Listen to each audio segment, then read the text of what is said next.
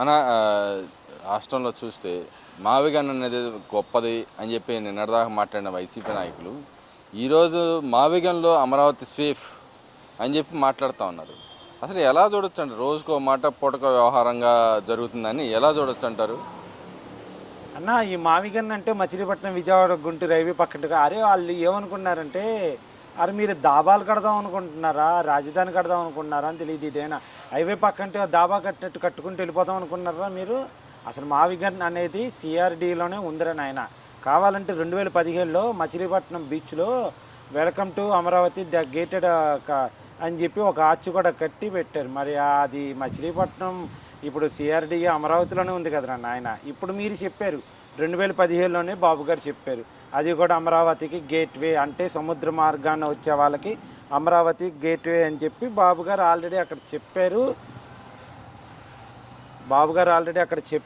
అక్కడ ఆర్చ్ కట్టారు, అన్నీ చేశారు. మరి మీ రోజు వచ్చి ఆ మావిగంలోనే సిఆర్డీఏ ఉందంటే అరే సిఆర్డీఏలోనే సేఫ్గా ఉందంట. ఎలా సేఫ్గా ఉంటుంది అంటే ఇప్పుడు ఆల్రెడీ అమరావతి ఉంది. అమరావతి 29 గ్రామాల రైతులు స్థలాలు పొలాలు వాళ్ళ వంశపారంపర్యంగా వచ్చేవన్నీ ఇచ్చారు. వాళ్ళు ఎవరి కోసం ఇచ్చారు? చంద్రబాబు నాయుడు గారి కోసం కాదు, లోకేష్ గారి కోసం కాదు, జగన్మోహన్ రెడ్డి గారి కోసం కాదు, పవన్ కళ్యాణ్ కోసం కాదు, లేకపోతే ఇక్కడున్న ప్రజాప్రతినిధుల కోసం కాదు, ఆంధ్రుల కోసం, ఆంధ్ర రాష్ట్రంలో ఉన్న ప్రజల కోసం వాళ్ళు అమరావతి రాజధానికి వాళ్ళకున్న దాన్ని వాళ్ళు ఇచ్చారు. నువ్వివ్వు.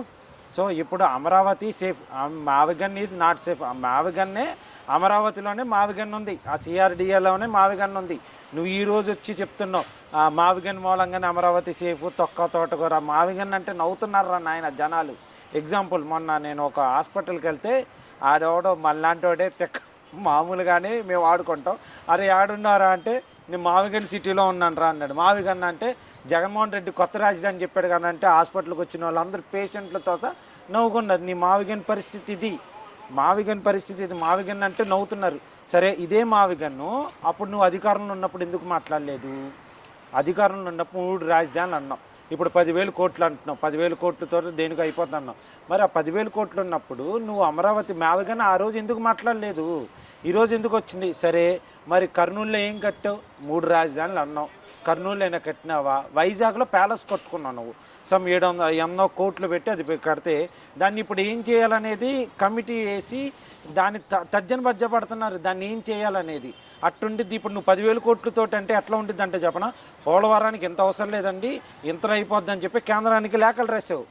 ఏది అదే బుగ్గన్న రాజేంద్రనాథ్ ఇప్పుడు ఏదైతే లుంగి ఎగేసుకుంటూ బిర్రుగా తిని లుంగి ఎగేసుకుంటూ వచ్చి మాట్లాడుతున్నాడే మన బుగ్గన్న గారు, బిర్రుగా తిని బిర్యానీ తిని ఈ 10,000 కోట్లు చాలని అంటాడు. ఏంది అప్పుడేదో ఆ బీజేపీ వాళ్ళు నీ కాకమ్మ కదిలి అన్నారని చెప్పి ఇప్పుడు అంటారంటే నెట్ అంటే దావడ పిచ్చి 4 పీకి 10,000 కోట్లతో ఎట్లా కడతావు చెప్పని అడుగుతారు. ఈ కాకమ్మ కథలు ఆ లెక్కలు ఆ రోజులన్నీ పోయినాయి నాన్న. ఇప్పుడు అందరికీ చాలా క్లియర్గా అయింది. ఇప్పుడు మీరు అన్నట్టుగానే బుగ్గన గారు కూడా మళ్ళీ మావిగానే గొప్పది, అంత అవసరం లేదు, దాన్ని దోచుకోవడానికి చంద్రబాబు నాయుడు కడుతున్నాడు అని చెప్పి అంటున్నాడు. మరి అదే బుగ్గన గారు 10,000 కోట్లు దేనికి ఖర్చు అవుతుంది ఎందుకు చెప్పలేకపోతుంది? వాళ్ళ నాయకుడు ప్రతి ఒక్కరు వచ్చి వాళ్ళ నాయకుడు అని 30,000 అన్నాడు, వాళ్ళ కింద ఉన్న నాయకులు 20,000 అన్నారు. ఇప్పుడు 20,000 వేయి మాజీ ఆర్థిక శాఖ మంత్రి గారు అని 10,000కి వచ్చాడు. రేపొద్దున 5,000కి వస్తా 2,000కి వస్తా అంటారా? ఇలా కిందకి వెళ్ళిపోతే ఎక్కడ కడతారు? మీరు అన్నట్టు డాబాలు కడతారా, లేకపోతే మళ్ళీ ఆకాశంలో మేడలు చూపిస్తారా, లేకపోతే రోడ్లు ఏమంటారు నడుచుకుంటా తిరుగుతూ ఉండే టోపీ పెట్టుకొని వెళ్తూ ఉంటారు, గన్ను పట్టుకుని అలా చూపిస్తారంటారా? ఏది రకంగా చూపిస్తారంటారా? వీళ్ళని చూస్తుంటే నాకు మా ఊళ్ళో పెట్రోల్ ధరలు కనబడే వాళ్ళు. అబ్బా నేను ఇప్పుడే మా రాజ్యానికి 3,000 రూపాయలకి ఇచ్చొచ్చాను, 2,000 రూపాయలకి ఇచ్చొచ్చాను, నాకు ఏనుగులు ఉండేవి అన్నట్టు. ఒకడేమో 30,000 అంటాడు పెట్రోల్ ధరలాగా, ఇంకోటి వచ్చి 20,000 అంటాడు, ఇంకోటి వచ్చి 10,000 అంటాడు. 30,000 20,000 10,000 ఒక స్టాండ్ తీసుకోమని వాళ్ళని. అసలు వాళ్ళు ఏ స్టాండ్ తీసుకోకపోయినా పర్లేదు, వాళ్ళని ఎవరు అడగట్లేదు. ఇప్పుడు మీ సలహాలు మీ సొద్దపోసు కబుర్లు మాకు అవసరం లేదు. ఇప్పుడు రాజధాని ఇప్పుడు 29 గ్రామాల్లోనూ అక్కడ 9 సిటీస్ అని చెప్పారు వాళ్ళు. ఆ 9 సిటీస్ నీ ఇక్కడ ఎక్కడ పెడతావు చెప్పు. ఇప్పుడు మావిగన్లో సపోజ్ ఇప్పుడు వాళ్ళు చెప్పారు క్రీడా స్పోర్ట్స్ కాంప్లెక్స్ కడతాను, స్పోర్ట్స్ సిటీ కడతాను. ఈ మావిగన్లో స్పోర్ట్స్ కాంప్లెక్స్ నేను ఎక్కడ కడతాను, అక్కడ అంత ఖర్చు అవుతుంది, ఇక్కడ ఇంతే ఖర్చు అవుతుంది నువ్వు చెప్పు. అక్కడ వాళ్ళు ఇస్తున్నారు కదా అమరావతిలో ఒక ఏరియాలో స్పోర్ట్స్ కాంప్లెక్స్ స్పోర్ట్స్ సిటీ కడతాను, దాంట్లో క్రికెట్ ఇండోర్ అవుట్డోర్ స్టేడియంలు అన్నీ ఉంటాయి, దీని మూలంగా పిల్లలకి ట్రైనింగ్ ఇవ్వచ్చు, అన్నీ ఇస్తాము అని చెప్పి వాళ్ళు చెప్తున్నారు. సో దానికి సమ్ XYZ అమౌంట్ అవుతుంది అన్నాడు. ఇప్పుడు నువ్వు 10,000 కోట్లు అన్నావు కదా, నీ దగ్గర నీ రాజధానిలో కూడా ఈ స్పోర్ట్స్ సిటీ ఒకటి ఉండాలి కదా, అది నువ్వు ఎక్కడ కడతావు? మచిలీపట్నంలో కడతావా, విజయవాడలో కడతావా, గుంటూరులో కడతావా? కడితే నీకు ఎంత ఖర్చు అవుద్ది అట్లా చెప్పు. దాని తర్వాత ఇంకోటి ఏమన్నారు, అన్ని జ్యుడిషియరీ అన్నీ ఒక చోట వచ్చేటట్టుగా కడతానన్నారు. అది నువ్వు ఎక్కడ కడతావు? వాళ్ళు అక్కడంత అవుతుంది కదా, నేనైతే విజయవాడలో ఎక్కడ కడతాను, లేకపోతే మచిలీపట్నంలో ఎక్కడ కడతాను, లేకపోతే గుంటూరులో ఎక్కడ కడతాను, నాకు ఎంత అవుతుందని చెప్పి నువ్వు డీటెయిల్గా రా. అంటే ఒక ఎస్ఎఫ్టీకి ఎంత అంత డీటెయిల్తో నువ్వు 10,000 కోట్లతో కడతావా, 20,000 కోట్లతో కడతావా? నువ్వు డీటెయిల్గా రా. అక్కడ 29 గ్రామాల ప్రజలు వాళ్ళు స్థలాలు పొలాలు అన్నీ ఇచ్చారు. వాళ్ళు ఇచ్చిన దాని తర్వాత అప్పుడు 3 రాజధానులు అన్నావు, ఇప్పుడు వచ్చి మావిగన్ అంటావు. అంటే ఒకసారి ఏమో ఈ వీళ్ళు అందరూ గొర్రెలు లాంటి వాళ్ళు అండి, వైసీపీ లాంటి వాళ్ళు. వైసీపీ వాళ్ళు అంటేనే గొర్రెలు. ఎగ్జాంపుల్ ఏంటంటే 2019 ఎలక్షన్ ముందు అదిగో మా ఓడి ఇల్లు కట్టేసుకుంటున్నాడు, మా ఓడికి ఇల్లు ఉంది, ఇదిగోండి అమరావతి మా రాజధాని అని అన్నారు. ఓకే, సీన్ కట్ చేస్తే 2019 ఎలక్షన్ అయిన తర్వాత గెలిచిన తర్వాత అక్కడికి వచ్చిన తర్వాత ఏమంటున్నాడు, ఇప్పుడు అమరావతి కాదు 3 రాజధానులు అంటాడు. ఆ 3 రాజధానులు అనగానే వీడు గొర్రెల మందల్లాగా 3 రాజధానులు అంటున్నారు. దాని తర్వాత ఇప్పుడు ఓడిపోయిన తర్వాత మావిగన్ అంటాడు. ఇప్పుడు మావిగన్ అంటాడు. అసలు మీ వాళ్ళు ఒక స్టాండ్ తీసుకున్నారు, అమరావతి 3 రాజధానుల మావిగన్న ఒక స్టాండ్ మీద ఉండండి.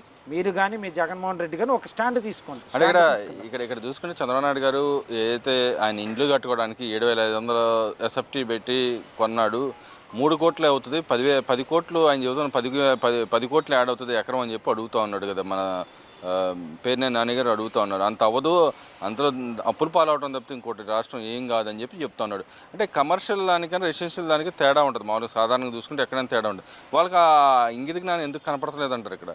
సార్ అండి, పూర్వం మా తాతగారు వాళ్ళు ఒక రైస్ మిల్ కట్టారు. ఏది మా నాన్న వాళ్ళు చిన్నప్పుడు ఒక రైస్ మిల్ కట్టారు ఊర్లో. అది కాలక్రమేణా అయిపోయింది. దాన్ని మా వాళ్ళు వదిలేశారు, అది డిస్బాండిల్ చేసాం, అయిపోయింది. ఇప్పుడు ఆ ల్యాండ్లో ఏమనుంది, గవర్నమెంట్ రిజిస్టర్ దాంట్లో అది కమర్షియల్లో ఉంది. ఓకే, అది ఇండస్ట్రియల్ ఏరియాలో ఉంది, కమర్షియల్లో ఉంది. దాన్ని నార్మల్ దాంట్లోకి తీసుకొచ్చి మేము ఇప్పుడు అమ్ముకోవాలి. సో ఇప్పుడు చంద్రబాబు నాయుడు గారు కట్టుకుంటుంది రెసిడెన్షియల్ అంటే మనం ఉండడానికి. కమర్షియల్ అనేది ఏంటంటే షాపులు పెట్టుకోవచ్చు, కాంప్లెక్స్లు కట్టుకోవచ్చు, ఏదైనా చేసుకోవచ్చు. మనం అక్కడ ఏదైనా అవుట్లెట్స్ కానీ షోరూములు కానీ ఏదైనా ఓపెన్ చేసుకోవచ్చు.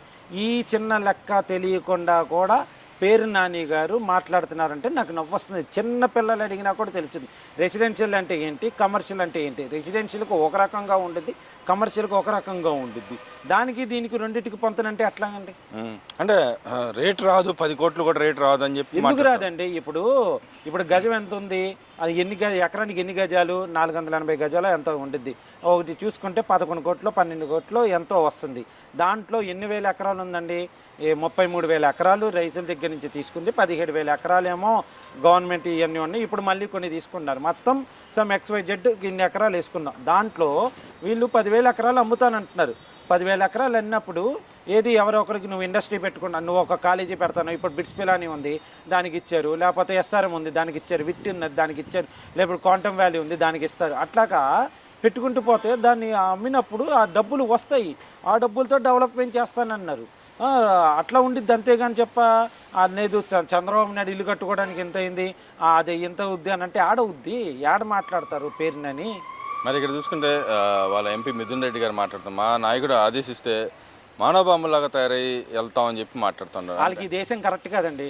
ఏ ఆఫ్ఘనిస్తానో ఇరాకో ఇరాన్లో ప్రెసిడెంట్ లేడంట, ఈయన తీసుకెళ్ళి ప్రెసిడెంట్ చేసేయండి, తీసుకెళ్ళి ఇరాన్లో ప్రెసిడెంట్ చేసేయండి. ఆత్మహత్య దళాలు ఇవన్నీ ఏంటండి? మనం ఏ సమాజంలో ఉన్నాం? మనం అంబేద్కర్ గారి రాసించిన దాంట్లో ఉన్నాం.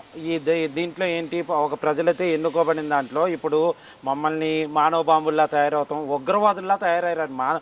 అసలు ఈ రాష్ట్రానికి పట్టిన, ఈ ప్రపంచానికి పట్టిన కొన్ని దేశాలు ఉంటాయి దరిద్రము, అట్లాగూ ఈ ఆంధ్రప్రదేశ్ పట్టిన దరిద్రమే వీళ్ళు. మానవ బాంబుల్లా తయారవుతాం, ఉగ్రవాదుల్లా తయారవుతాం అని అంటే, అరే మీరు అసలు ఆ కోర్టు క్లియర్గా చెప్తుంది. అది మీరు రప్ప బ్యానర్లు పట్టుకుని వస్తుంటే పోలీసు వాళ్ళు ఏం చేస్తున్నారు? గంగమ్మ జాతర, జగన్ 2.0, మేము వచ్చిన తర్వాత తలని నరుకుతా, ఇదా మిమ్మల్ని గెలిపించేది? పెట్టుకునేది? సోషల్ మీడియాలో పోస్టులు వేసేది? ఒక మాజీ ముఖ్యమంత్రి లేకపోతే ఏదైతే మీరు అనుకుంటున్నారో 11 మా ఎమ్మెల్యేల పులివెందల ఎమ్మెల్యే జగన్మోహన్ రెడ్డి గారు బయటకు వస్తే ఈ పట్టుకుని వచ్చేది ఎవరండి? పట్టుకుని వచ్చేది మొన్న ఒక లేడీ విజయవాడలో పట్టుకుని వచ్చింది. ఆమె ఎవరు? సీన్ కట్ చేస్తే వాళ్ళ నాన్న దొంగ బంగారం, రాష్ట్రంలో దొంగ బంగారం ఎక్కడ ఎవరు అమ్ముతానన్నా కొంటాడంట ఆయన. ఇలాంటి దొంగ లతుకోట్ పనులన్నీ చేసే వాళ్ళకి రపాలు కావాలి, లేకపోతే గంగమ్మ జాతర 2.0, మీరు మారరా మిర్చి సినిమాలో మన ప్రభాస్ గారు చెప్తారే, అది రాతి యోగం. ఇప్పుడు డెవలప్మెంటు, ఉద్యోగాలు ఇవన్నీ చూస్తున్నారు అంతే తప్ప రప్ప కాదు.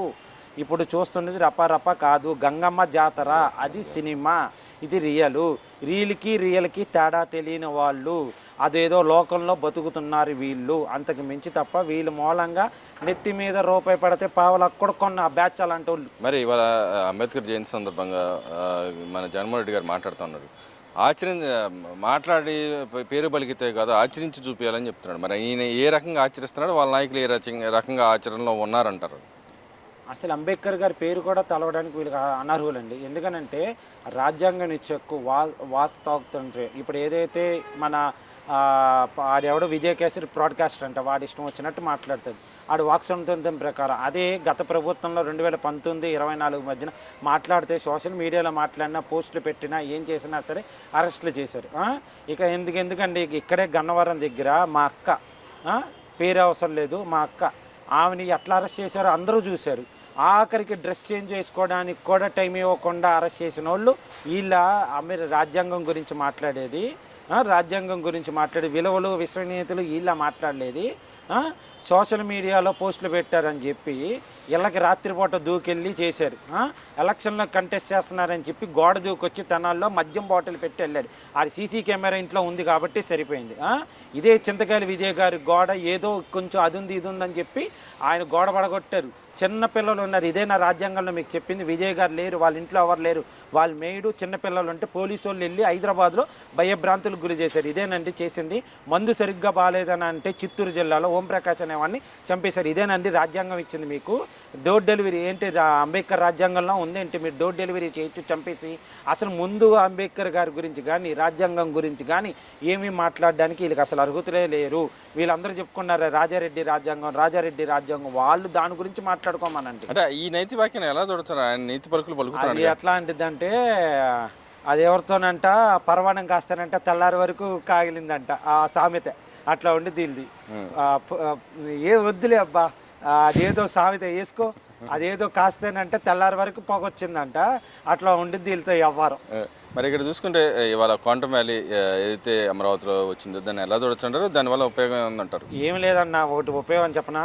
బాహుబలి ఊపిరి పీల్చుకో, మాహిష్మతి ఊపిరి పీల్చుకో బాహుబలి వచ్చినట్టు అమరావతి ఊపిరి పీల్చుకో క్వాంటమ్ వ్యాలీ వస్తుంది. అంటే ఈరోజు ఆల్రెడీ అయిపోయింది. టెస్ట్ బెడ్ కూడా రన్ చేసిన పరిస్థితి. ఏంటన్నా టెస్ట్ బెడ్ వాళ్ళు రన్ చేసిన పరిస్థితి చంద్రబాబు నాయుడు గారు. దానివల్ల ఎవరికి అవకాశాలు ఎక్కువ దొరుకుతాయి అంటారు? చదువుకున్న వాళ్ళకి అవకాశాలు దొరుకుతుందండి. ఎవరైతే ఆ క్వాంటమ్ వ్యాలీ మీద పెట్టుబడి పెట్టే వాళ్ళకి. ఇప్పుడు కేంద్ర ప్రభుత్వం లాస్ట్ టైము క్వాంటమ్ వ్యాలీ మీద పెట్టుబడి ఈ ఇన్వెస్ట్మెంట్ ఎంత ఎలొకేషన్ చేస్తానంటే మన దేశంలో ఉన్న ఏ స్టేట్ వాళ్ళు కూడా ముందుకొచ్చి చేసింది లేదు.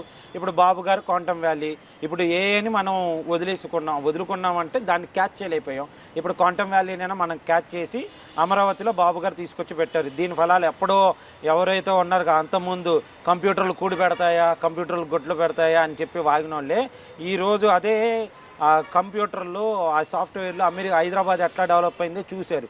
సో అదే వీళ్ళు కళ్ళు మూసుకుంటూ 5, 6, 10 సంవత్సరాలు చూస్తే క్వాంటమ్ వ్యాలీ కూడా అట్లానే డెవలప్ అవుతుంది.